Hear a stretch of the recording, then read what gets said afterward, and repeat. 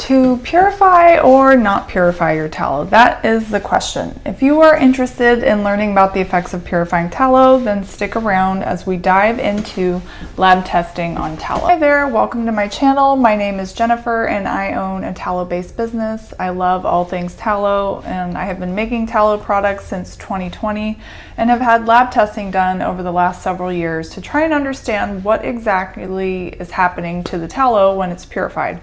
And due to my most recent lab test results, I can finally release all the information I have, and if you aren't sure about purifying, maybe this video will help you decide which way is best to render your tallow for yourself or for your business.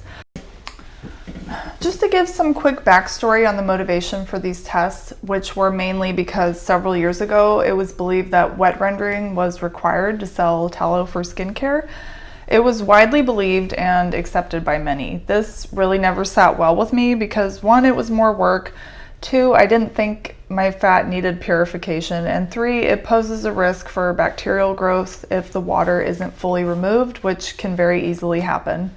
So I set out to try and find some answers. At the time, tallow was just starting to pick up traction and become more popular, but there weren't a ton of studies on tallow specifically. There are a few studies on the temperatures and method of cooking fats and oils and when they oxidize and start to break down. I will link all the studies in the description so you can look at those if you want to. That being said, it's been hard to find any answers, which most of the studies published in any research journals are regarding beef fat for use in food, and there aren't any on purifying specifically. In 2023, we did have lab testing done on a dry rendered sample and a purified sample, both from the same cow, but there were some variables that could have affected the results, like the samples not being from the same exact batch of tallow. This is important when trying to do a comparative analysis of tallow because the fatty acids will vary slightly from different parts of the cow, even if it's kidney fat. From batch to batch, they vary. So to get accurate results, the tallow being tested had to all be from one small batch, which we did this time around. And you can see the differences in these tests compared to the first set of tests we did. A lot of the fatty acids did the opposite than what they did in the first set of tests. The motivation for testing tallow on our parts is to just get more understanding on what is happening to it when it's highly processed. As we know, now much of the tallow on the market is heavily purified and heavily refined, so much so that it's void of any color or scent, which essentially means many of the benefits of using it are being removed. We love tallow and want to provide the best quality for our customers, and if you have to purify your tallow like crazy just to even use it, then really what's the point of using it?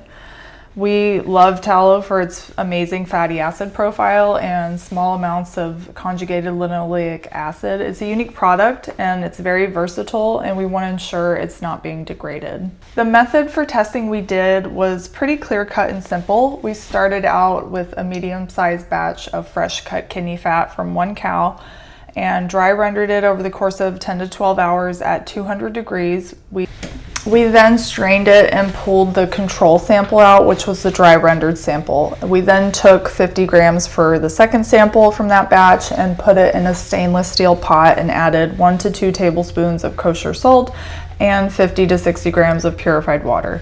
We then put it on the heat for 200 degrees for only 30 minutes, then removed it, cooled it completely, and put it back on the heat, following the same process for a total of 3 times.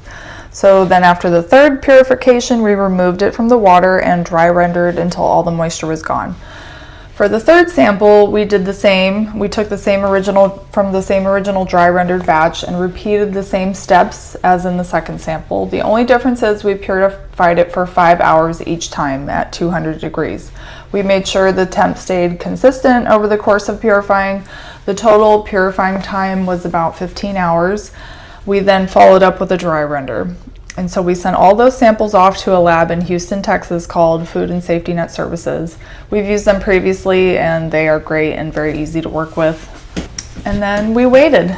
And before we share the results, let me explain why we had to start with a dry render before we purified, because a few people have mentioned that we should have started with a wet render, but that was not possible. The batch of tallow had to be the same. I couldn't have started with a wet render and been able to get a dry rendered sample for the control. The goal of the test was to see if purifying was affecting the fatty acids. It's kind of irrelevant if it was started with a dry render or a wet render, because we're still adding water and salt and they are interacting with the fatty acids. So to get the most accurate numbers for the fatty acids, the control sample, the dry rendered sample, had to be a small batch of beef fat from one cow to ensure the fatty acids were the same throughout the whole batch.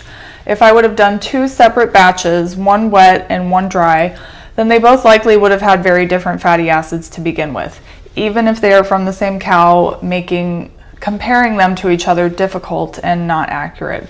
So it all had to come from one small batch of already rendered tallow from the same cow. If you've processed beef fat and you cut up everything, all the kidney fat and some fat from the hip area, and you mix it all together when you render it, each piece of fat cut up will have different levels of the fatty acids we want to look at. So as we look at the test results, we can see that they were pretty accurate throughout these 3 tests in showing what the effects were. So it did work. And I really didn't want to waste $1,200 in testing if the results weren't going to be 100% accurate. So the fatty acids in beef fat vary greatly. So there are big variations between them, regardless if it's all kidney fat. The stearic acid and palmitic acids won't be the same from batch to batch. They will vary by several grams, making it difficult to compare them. This means it was crucial to do it all from one singular small batch of already rendered tallow. And to get the dry rendered sample, it had to be started with a dry render. So I hope that makes sense. It's hard to explain, but this was the only way to get the most accurate results because the fatty acids can really be so different from batch to batch and cow to cow. So to get extremely accurate results to compare it, it all had to be from one batch and one cow. So let's look at these lab results. I entered them in columns on the picture here for easier comparison. The first row is the dry rendered sample, so the control. The second column is the 3 times gently purified sample, and the third column is the 3 times longer purified sample. So let's compare the first 2 samples. We can see some changes like the palmitic acid increased, the palmitoleic acid increased, the stearic acid increased, and we have some good theories as to why that could have happened. The palmitic acid also increased and the oleic acid decreased. The linoleic decreased and the monounsaturated fat total decreased. And all the omegas changed. But overall, it didn't affect the fatty acids too much. I was pleasantly surprised. So let's look at the third sample compared to the first. We can see by just looking at these fatty acids that the changes were a bit more drastic. All the same fatty acids were affected, but more so than test number 2. So the stearic and palmitic acid increased even more. So Gabby had a really good explanation for this as to what caused that, and that is the process of hydrolysis in the fatty acids, which is basically when the triglycerides that encapsulate the fatty acids, like stearic and palmitic, are broken open from water and heat, ultimately releasing more free-flowing stearic acid. So it can show an increase on the test. This process can also happen with oleic acid, but instead of showing an increase in oleic, it can actually turn into more stearic acid, which is what looked like happened on this test. As the oleic acid decreased, the stearic increased. So what seems to be happening is the beginning of the hydrolysis process, which is basically what's done in labs to isolate stearic acid and use it for other things like other cosmetics and food. I will link a few websites that explain the hydrolysis process. So this is pretty interesting stuff. The conjugated linoleic acid is not shown in the test, but it falls under the omega-6 polyunsaturated fat group, which were decreased in the third sample. So CLA is impacted by purifying and it is being lost according to this data. So I'm going to link my blog with more details and you can go look through that. I'm curious to hear your thoughts on this. Now, I just want to clarify, I own a tallow business, so there is definitely a conflict of interest here, but I just want to say it's not my goal to tell you how to process your beef fat. and use it for skincare, but I personally do prefer dry rendering. It's less work, and according to my research, the fatty acids are less impacted. That omega-9 increase equates to a 12,000% increase overall, which is quite alarming and makes me question how shelf stable that tallow will be. Hey, my name is Gabby. I'm with Kai Tallow, and I partnered with Jennifer to get some lab tests done on rendering. For those that are even wondering on like why would we even do testing on tallow, it's really important because for centuries and thousands of years, people have been rendering the traditional way, dry rendering with nothing added.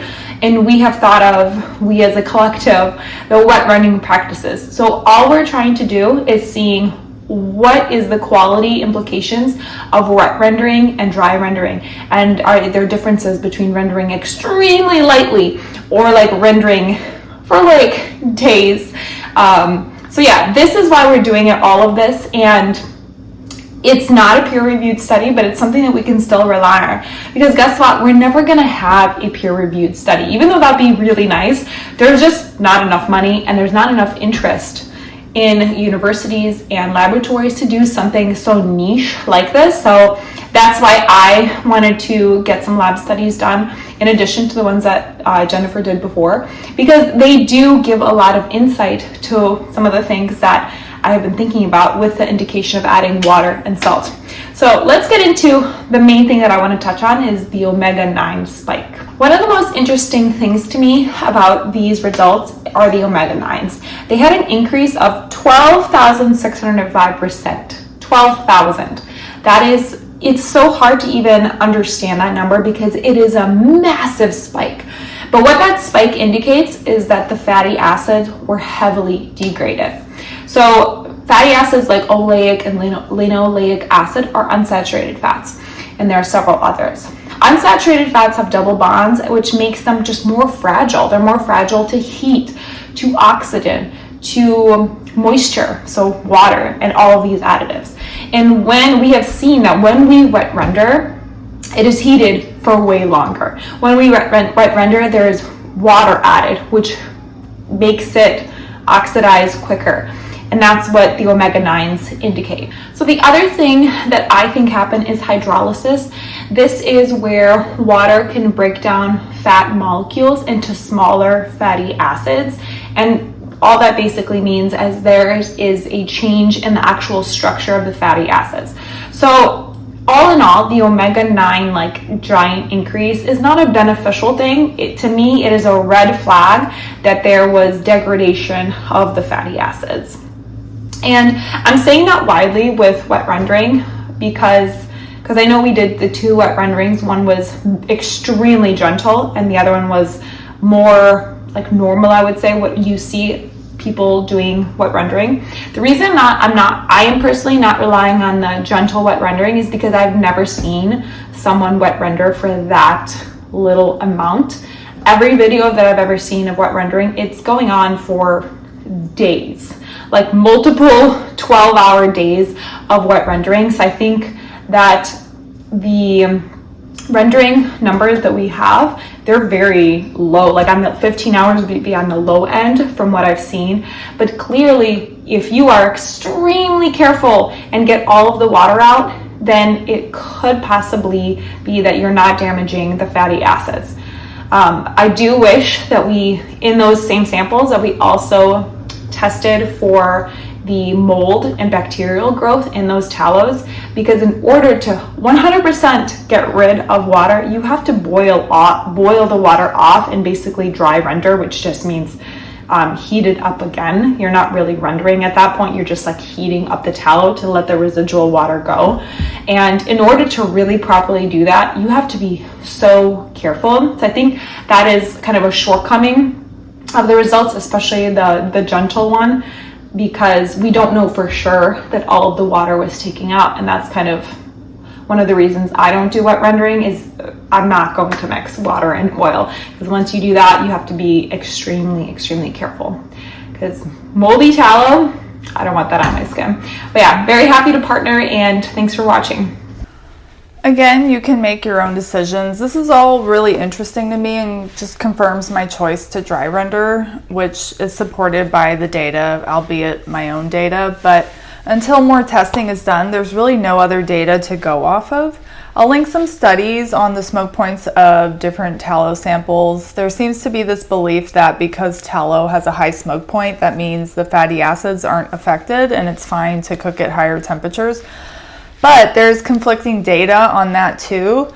And in those studies, several of the samples of tallow were more oxidized than sunflower oil. So the smoke point is basically the point where the tallow is oxidized and completely unsafe to use. But degradation of the fatty acids happens long before that, and adding water and salt to that and purifying the crap out of it just to get rid of the smell is not really wise either. So draw your own conclusions. I'd love to chat with you in the comments. I know this is a heated debate. No judgment here on my part if you purify. I used to purify. Please like and subscribe. I appreciate you watching. I have a fairly new Patreon. I would love if you would check it out. If you want to learn how to formulate more difficult skincare products, maybe you're a small tallow business and you want to make the jump into more complex formulating, then you would definitely benefit from it. Right now, everything is free over there because it's a brand new Patreon, so I have no membership options, but at some point I will when I start adding actual formulas to sell. So everything you need will be linked in the description, including my socials. Thank you, Kai, for giving us an awesome breakdown of what happens to tallow and the omega-9 fatty acids. Is very interesting. And yeah, please enter your comments below. I would love to hear your thoughts.